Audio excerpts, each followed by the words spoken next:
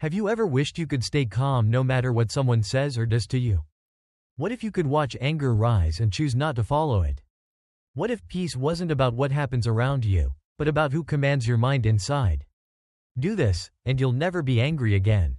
Not because the world changes. Not because people suddenly treat you better. But because you've changed how you respond. There is a way to live, so clear, so sharp, so powerful, that the noise and chaos of the world simply pass through you. No more explosions. No more storms behind your ribs. No more wasting energy on insults, disrespect, or disappointment. There is a kind of discipline. Ancient, ruthless, liberating, and it starts with one truth. The world is not here to please you. People will lie. People will cheat. They will disappoint. They will mock, betray, belittle, forget. But here's what they cannot do. They cannot make you angry, unless you allow them to, The mind is the only battlefield that matters.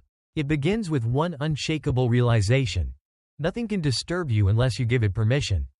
Marcus Aurelius wrote, "If you are distressed by anything external, the pain is not due to the thing itself, but to your estimate of it.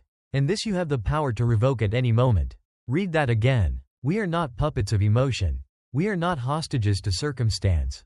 We are not here to be thrown into chaos by the next fool with an insult. We are here to stand still in the storm, to feel the fire rise and not move. That is power, the kind no one can steal. Why do we get angry? Because we expect too much. We expect fairness in an unfair world, loyalty from the unloyal, perfection from the imperfect. But what if we stopped expecting? Seneca once said, "You act like mortals in all that you fear, and like immortals in all that you desire." That contradiction, that illusion, is where our suffering begins.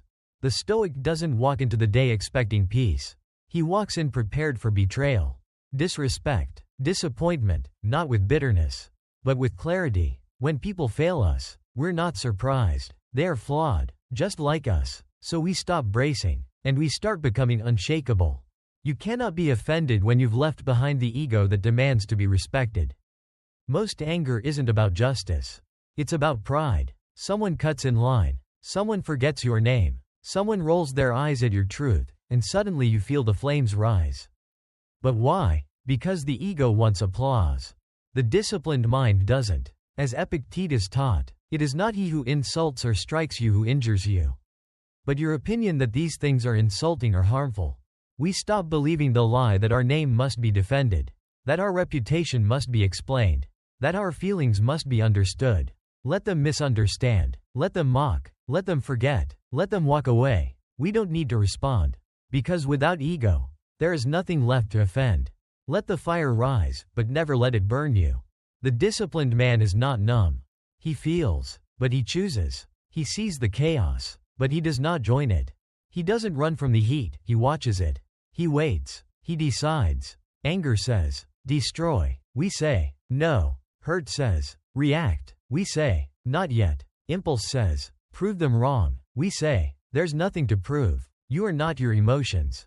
You are the one who sees them." Most people live like emotion is a command. Anger says fight, they fight. Sadness says quit, they collapse. But what if you stopped obeying? What if you waited? What if you breathed? There is a place inside you, deeper than rage, deeper than fear, a silent space, a watchtower, a sanctuary untouched by circumstance. That is your true self. As the Stoic teacher Heracles said, the wise person creates distance between impulse and action. He feels, but he does not become what he feels. So when someone cuts you off in traffic, when someone forgets your value, when someone slams a door that should have stayed open, feel the heat, then breathe, then smile, remain unmoved, because in that moment, you've already won, not over them, but over yourself. And that's the only victory that matters. So the next time you feel the fire climb up your spine, the next time the world shoves its weight against your chest, remember this. You were not built to react, You were built to rise calmly, to rise with focus, to rise with stillness. If this message stirred something quiet but powerful in you, then you already know what to do. Subscribe, not for noise, but for the silence that sharpens men. We'll be waiting in the shadows. And when you're ready, step into the stillness. Because the war isn't outside. It's not in traffic. It's not in relationships. It's not in comment sections or boardrooms or backstabs. The real battle is within. It's the fight between your lower self that screams and your higher self that whispers. It's the gap between the moment something hits you and the moment you choose what to do next. Discipline is not the absence of feeling. It's the presence of command. It's standing in the fire and choosing not to be consumed. It's hearing the insult and choosing not to echo it. It's letting people think what they want while you continue walking. This is what separates warriors from reactors. This is the inner edge. The quiet advantage. Because the world doesn't need more men who explode. It needs more who endure. Who sharpen instead of shout. Who grow instead of react. Who remain still and still rise. So if you've made it this far, it means something in you is waking up. The next test will come. You'll feel the spark. And in that moment, you'll remember. You were not built to burn. You were built to lead fire into silence. Subscribe if you're ready to lead. The shadows await.